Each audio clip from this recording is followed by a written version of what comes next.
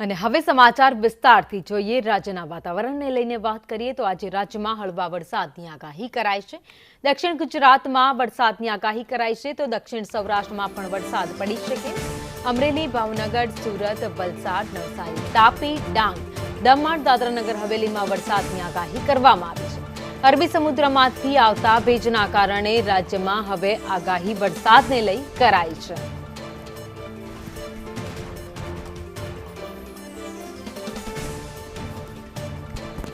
હવે રાજ્યમાં ખેડૂતો રાહ જોઈને બેઠા છે કે વરસાદ ક્યારે આવે, ક્યારે મેઘરાજા મહેરબાન થાય। ત્યારે હવે વરસાદની આગાહી કરવામાં આવી છે। આગામી દિવસોમાં ગુજરાતમાં વરસાદ પડી શકે છે।